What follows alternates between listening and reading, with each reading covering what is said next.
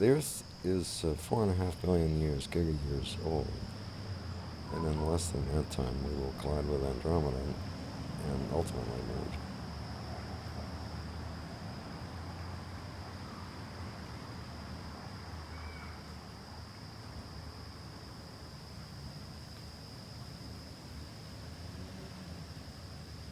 More and more, the Standard Model of cosmology provides a quite complete explanation for the universe in which we find ourselves, down to the finest details.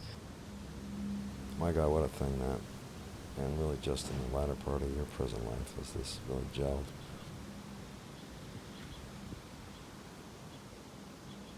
I dreamed tonight of a simulation that extends from the megaparsec scale of the visible universe clear to the nanometer scale of atoms, and in this simulation finding and animating the original life as we know it, empirically verified through the study and even exploration of local planets and exoplanets, whereupon we'll understand our origins better and understand parallel lives at our scale elsewhere. We've maybe a few billion years to get this done, no rush. And if humans do disappear, the universe won't as far as is known today. It looks like it will expand forever, and the low-mass stars last a very long time, trillions of years. Be grateful for that, I suppose.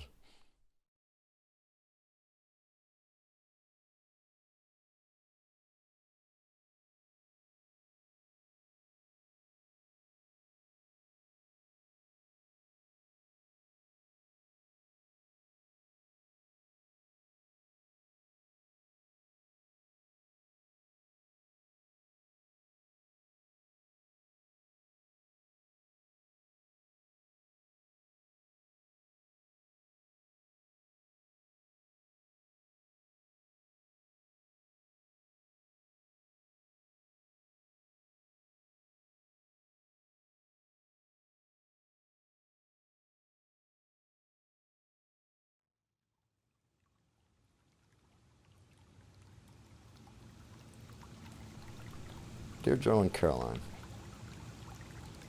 my fantasy of the world after death only extends a few years, maybe say 10 years.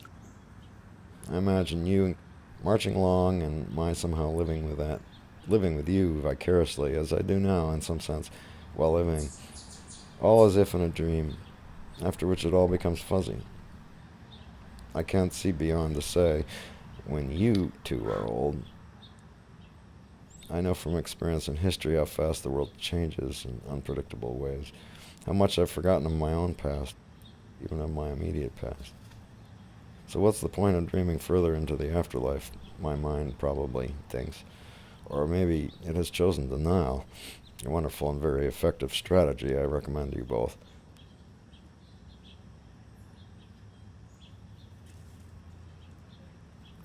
A physicist versed a bit in cosmology and geochronology is uniquely positioned to comprehend the timescale for the destruction of Earth. That scale is not the million years some trot out who consider a million and a billion and a trillion equivalent numbers. We do worry about nuclear holocaust and about climate change, and we should. Those are relatively short-term risks.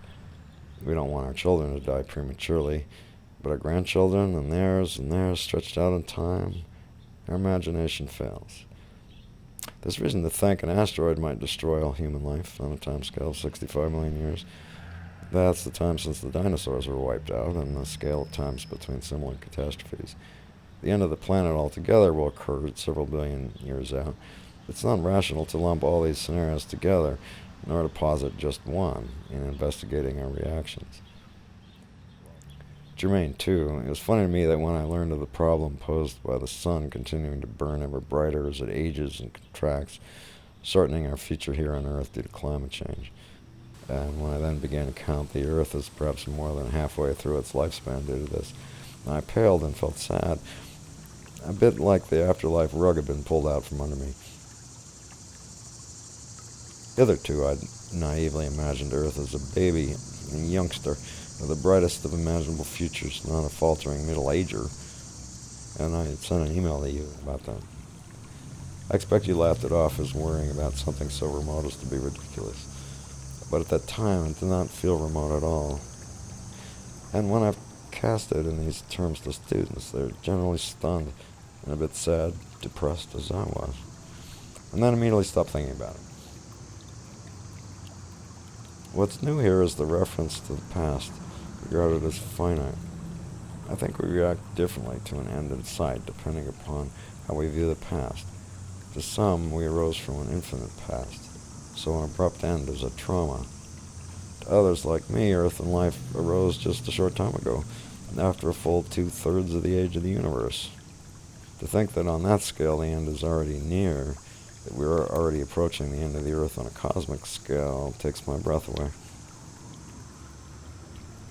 I also appreciated better our attachments to traditions and communities, for the thought that these are larger than ourselves and will carry on, and hence in some indirect way carry ourselves, our values, with them after our deaths, although the memories of us rapidly fade.